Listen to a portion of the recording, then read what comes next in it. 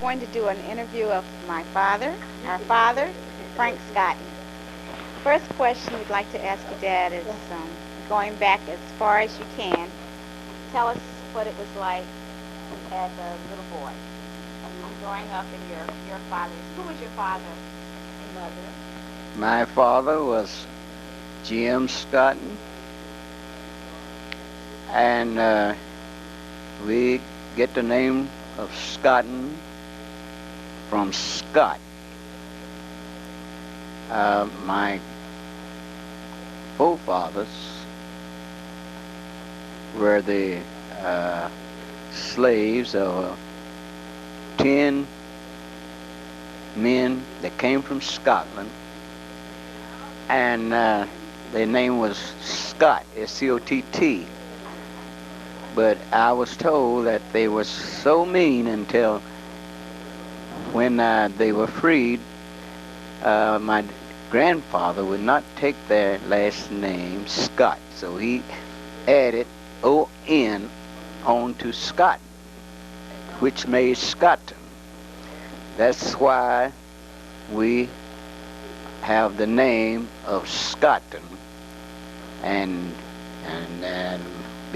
that's the reason why you can not hardly find anybody by the name of Scotton, because we don't have the name of a slave owner. Now, as a young boy, growing up, I had some wonderful parents, and they loved the Lord. They believed in taking us to church, and we just grew up in the church, and we came to love the church. And how many brothers did you have? I had 7 brothers. There was 11 children, 8 boys, 3 girls. And now I am the oldest one of the Scottons living, of my immediate family. Beg pardon? Name my brothers and sisters? Okay, the oldest one was named Maggie, and between Maggie there was a son named Robert who died, and the next one was named Ralph. The next one was Picoya. Coming on down the line, Willie, then me. My name is Frank. And after me came Maud. Well, let me say this between Maud. Before Maud was born, my mother had a child by the name Dewey, and he died when he was about 9 months old, and he died, and that makes me to be the baby, made me to be the baby again, which I can remember of being a baby. Remember being a baby? I can remember being a baby because of when Dewey died, that left me, I can remember before Maud was born. So that made me to be the baby again. And I can remember them carrying my dead brother to the graveyard in the back of a Sir buggy. And I can remember standing on the grave site and looking down as they buried my little brother down into the grave, and my mother and they all were crying. But it wasn't long after that my sister Maud was born. And after Maud came Leroy, then Charles, then Norman, then Marvin, and the last one was named Lovell. All right. Remember your grandmother? My grandmother, I remember my grandmother on my father's side, not on my mother's side. What do you remember? tell us one thing you remember about her. My grandmother? Yeah. My grandmother, whose mother was a white woman. And they would not let her mother raise her. So she was given to some other people to raise. But she told us that she could have married a white man if she had wanted to. In fact, she looked almost like she was white. She had real long hair. She could almost sit on it. Her name was Jane. And so when my grandmother married a man by the name of Dick Scotton, and from that union came my father, and which he had about 2 other sons and about 6 or 7 girls, which I remember practically all of them. I remember them. And the oldest one was named, I believe, I can't name them according to the age, but one, I believe the oldest child was named Callie, and then Maudie, and after that came Ada, and then my father, John. John came before my father. My father came after John. And after John came my father. Then came Felita. And the last one was named Willie. And I remember growing up on a brickyard. My daddy, this brickyard was located in Liberty, North Carolina. My daddy would burn bricks. And they would make bricks out of clay. And then they would set these bricks in a kiln. And then they would set fire under the bricks and burn them until they got hard. And then they would, I can remember as a little boy, as they would be making this load of bricks to be pushed into a kiln. I had a job as a little boy to hold a transfer truck. They had a transfer truck which would transfer the trucks of bricks into the kiln. And this transfer truck had a hound and that they would pull it by. And this hound served as a brake. And you had to hold it down in order so the transfer wouldn't move. And so my daddy would always tell me to stand on the outside, but I would sit down on the inside of the hound. And when they come in with the truck, if it wasn't lined up with the track, then the truck would wreck. And all those 500 bricks would fall on me and cover me up. My back, cover up my legs, all the way up. Then they would have to run in there and take those bricks off of me. And then Pop, he'd put me on his back and carry me home. I'd be all bruised up. I'd go right back and do the same thing all over again. And that happened when I was growing up. And I can remember as a little boy, I wasn't afraid of anything, seemingly. I wasn't afraid of the darkness, but my brother that was older than I was, he was afraid of the darkness. His name was Willie. And he had a job working at a drugstore. But he would get dark and he would be afraid to come home. So my mother always told me to go over there to come back home with Willie, and he was older than I was. But sometime I'd play so late until it'd be almost time for him to get off before I'd start over to the drugstore to come back home with Willie. And I'd have to run over there because I'd get a whipping if I didn't get over there in time to come back with Willie. And so I was very, very strong as a young boy. I could whip two boys, any two boys in our neighborhood my size. I could whip them, even including Willie. So I beat Willie up until he started to work. After he started to work, somehow or another he got strong, and so one night Willie almost killed me. Willie tore me up, and he got even with me for all of the things I had done to him.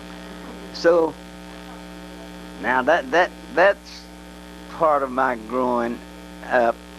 Now I can tell this. I ran away from home at about between 16 and 17. Another boy, we started to go to California. We started to hitchhike to California. And so what happened, we got caught in Philadelphia, and they separated us. And so they sent me back home.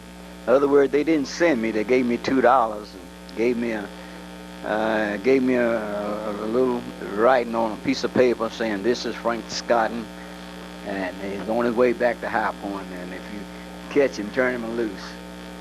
So I caught a ferry boat from Philadelphia to Wilmington. And when I got to Wilmington, I got up with another boy, and we caught a freight train trying to get back to High Point, and the freight train got to Baltimore, and it turned right and went to Pittsburgh. So when we got to Pittsburgh,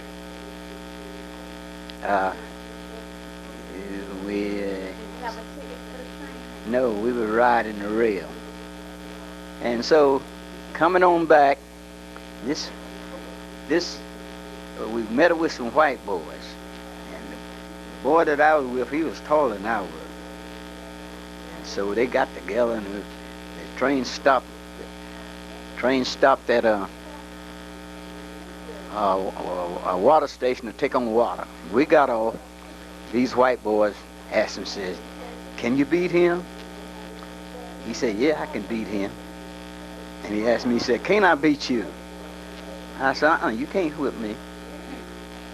He said, "You mean to tell me I can't beat you?" I said, "No, if you think you can beat me," I said, "you jump on me and try." He did one of these numbers, but he didn't try it. He said, "No, I'm not going to bother you." And because I had been buying him food and along with myself, and so but I got out with that boy. So we separated. So that night, that day, I was all alone, and I started down in the yard, and a detective stopped me and said, "Where are you going?" I told him, I said, "Well, I'm just going down in the yard." He said, "You live here?" I said, "Yes." So he asked me what street, and I couldn't tell him because I didn't know no street in that place. So he said, "Well, you can't go down in the yard." He said, "But you can get on the other side of the creek and go down on the other side and cross over." So I did this, and I walked, and I walked, and I walked, and I passed the boat. I passed the boat. And I went on past the boat, but I never could find a place where I could cross over the water so I could get back on the track. Because I knew to catch a freight train, you'd have to be real close to the yard in order before the train speeded up. So I went back up and got on in this boat, and couldn't swim a lick. And so but it had some long old poles. So I eased over into the boat real careful, got right in the center of it and got this pole, and I pushed myself across the water and got out on the other side. Then I tied the boat up, went on and got over down the railroad track, went back up in the yard. And it got real dark that night. And I heard a train coming. I couldn't even see the train. It was so dark. But I was determined to catch that train, else get killed. So when the engine passed me, I just could discern the engine and the boxcar. And after the engine had passed, I started running as fast as I could run. And I swung up on that train, and I went up on the top of the boxcar, and I was too close to the engine. When you ride on a train, one of those, a train back then, you know, they burnt coal. You couldn't stand the smoke. So I had to get back farther from the train, from the engine. But I was afraid to crawl down, go down and cross over, and then crawl up on the other car and keep working my way back. So what I did, which was very dangerous, I would get right on the edge of the boxcar, and I would jump with my arms outstretched like this, people falling off. The train was moving. And I kept doing that until I got far enough back wherein I could ride that train without being stifled by the smoke. Now, that was a cold. I often wonder or think about if it was a cold train. If I had a jump, I couldn't even discern the next car, what kind of car it was. I just jumped. And so, but I rode that train all night long. Next morning, I asked the brakeman, I said, how far it is from Washington? I thought I was going to Washington. He said, you've been riding all night in the wrong direction. So it took me 2 weeks to get back home. I was 17. They were praying for me. Mother was praying for me. So they asked me where did I live in Philly. I told them, well, we told them how far. I said, what street? I gave them the wrong address because I didn't want them to find me. But they found my mother and asked her, did she want me? And she told me, yes, she wanted me.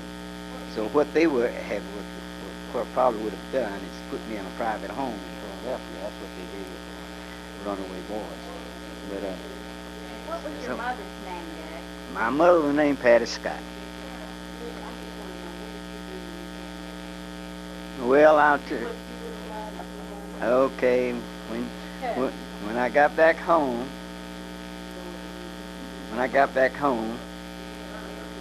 I went in the house, went through the window, and I went straight to the kitchen and looked in the pot and got me some potatoes. And I heard my sister, Picoya, she thought I was her husband. He wasn't there. She was saying, Ken, saying something to Ken. I said, Picoya? I said, this ain't Ken. And she woke up and found out who I was. She said, Mama, Frank's here. Yes, Frank. Mama come running in there and she hugged me. Yeah, she hugged me and she cried. And no, she was too happy to see me.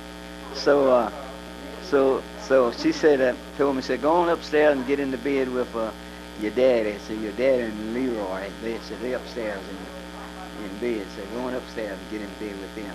I said, no. I said, I can't. I don't want to get in bed with them till I take a bath. So she said, well, go in the living room, lay down on the couch. So I went in and lay down on the couch. And that morning I heard my daddy come downstairs.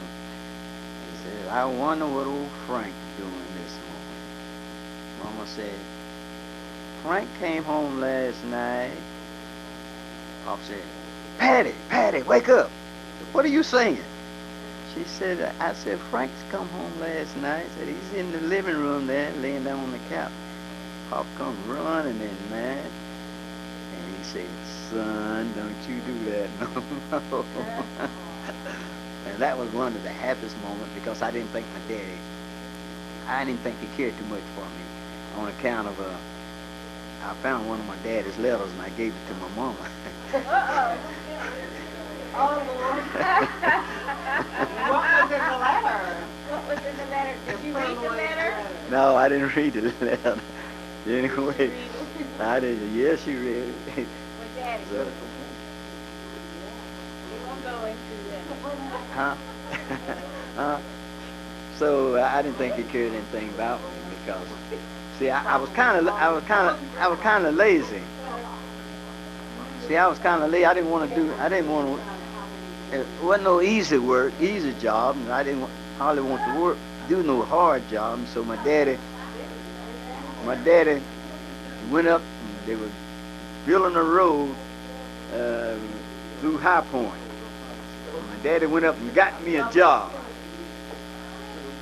And so he told me, said, Frank, said, I done got you a job. Said, you going up there and go to work. So I went up there and I started one end of the job where this building the road and went to the other end. I ain't asked nobody for no job. I came back and so I went back to the pool room. Daddy came up and said, why ain't you working? I said, they didn't need nobody. Pop said, you get, his word was your dagged hind. You get your dagged hind right back up there. Said, I done talked to the man. The man told me to send you in. So I went up there, and that man gave me an iron tamper. Now, I'm just a boy, an iron tamper. Something you tamp dirt with. And I guess it was about an inch and a half or 2 inches thick with a iron hound to it, and you just had to tamp the dirt down. Well, I'm telling you the truth. I'd be so tired when I got home, I couldn't even eat. So I said, my daddy sure don't care nothing about me. But yeah, I found out that he did care. Now, who was your favorite uncle? My favorite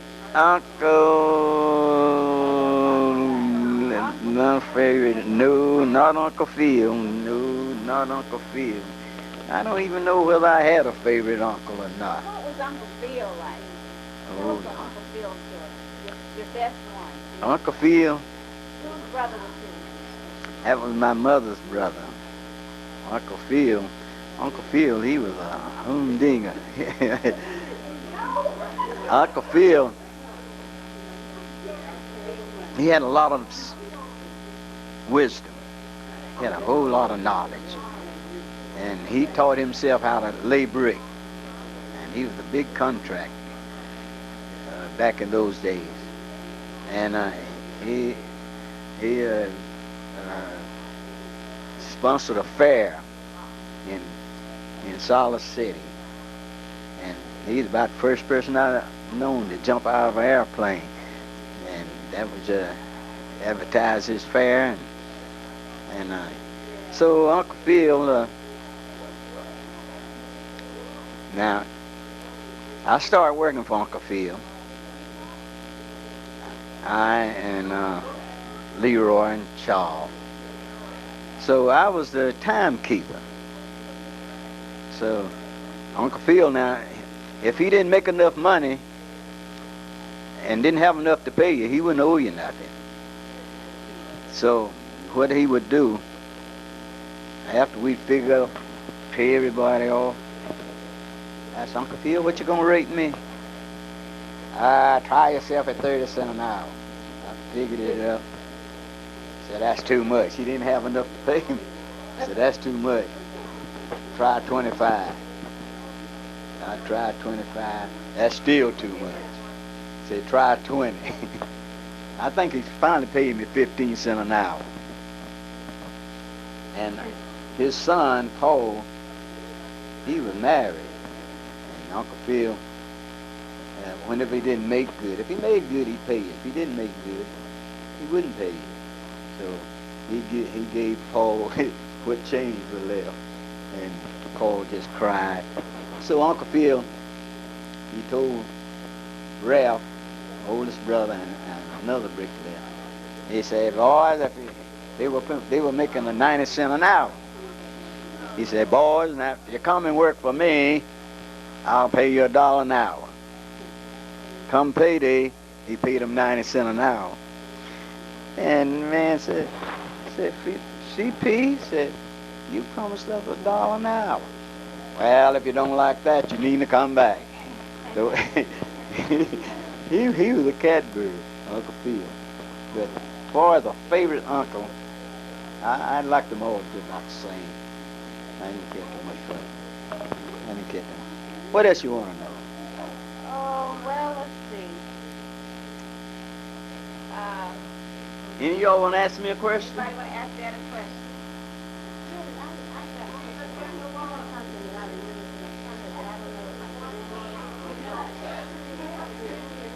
Do you remember when a year ago, I left his memory of us being in his car, and his memory of his money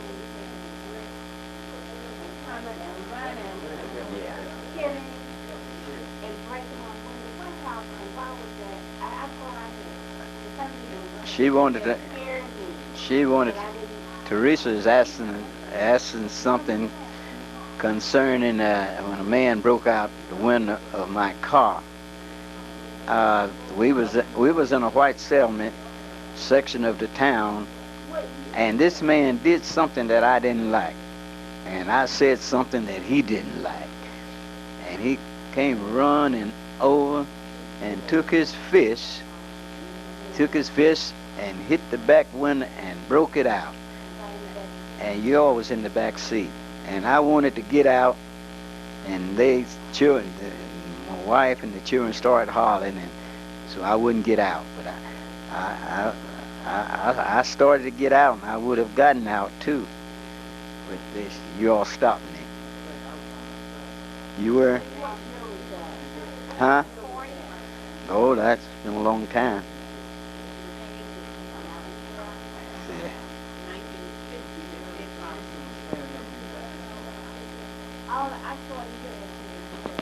No, he did it with his fist. He did it with his fist because he cut his hand.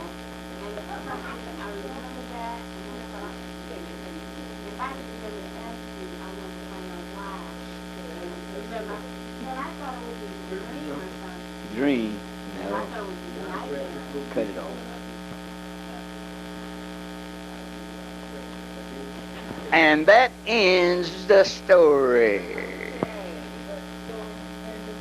Ted and the Possum. Ted and the Possum. Ted and the Possum. It don't matter how Ted did when you want to give him a whipping. That was the first. Ted and the Possum. Right. So, man I was working for, dog got a hold to a possum, and the possum went up on his house and died. So he came over there and wanted to know if one of my sons would go up under there and bring the possum out. So I give him $1. So Ted said, I'll go. So I carried Ted over there, and Ted went up under there, and that possum was stinking. Ted said, Daddy, I can't get this possum. I said, son, bring him on out, son. I felt right then that I was going to have to go up there and get that possum. I said, Ted, come on, get the possum. Dad, I just can't get that possum. So I finally had to crawl up under there and get that possum. You forgot part of it. You told me you were going to give me a whipping if I didn't bring him out. Did I tell you that? And I said, you just have to whip me. How old were you, Teddy? You know how old you were? How old was Teddy? How old was he? Well, remember Ted, when Ted always had a good comeback. When we used to have little dogs all the time, animals, Ted was an animal lover. He'd bring dogs and cats and rabbits and chickens and everything. Didn't Ted? Chickens. Well, rabbits. Pigeons, rabbits. Yeah, and then remember we had this dog, and that mom was trying to be sweet to you. She said, Ted, how did the dog like his food? You had fed the dog. He said, oh. Daddy said, Ted, I thought it was mine. Okay. Said, how did the dog like his food? I don't know, I didn't ask. And Mama got mad and said, well, you going back out there. Right. And Daddy said, you going back out there and ask him. Well, you was bad. He was bad. He was just a little bit, I don't know, I didn't ask. Smart mouth. Marked on my door. Had little scribbles on the door. And I knew there was no point in me asking who did it. So I come in, I played a little trick on him. I said, "Man, look at this beautiful drawing." I said, "Who did this?" Ricky said, "I did."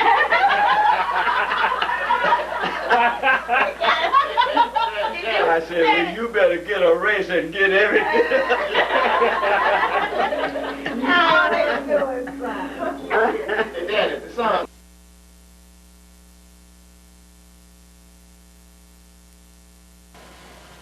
This furniture came from High Point, North Carolina, and this is the bedroom of Orlando and Gail Baylor in Georgia, in Stone Mountain, Georgia. Come on down.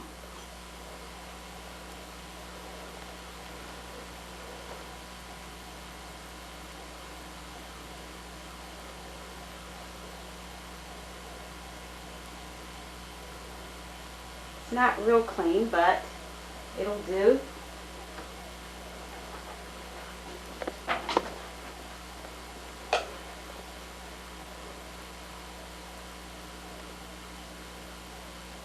If you could just walk towards the bathroom, Orlando, and just pan around in there real quick.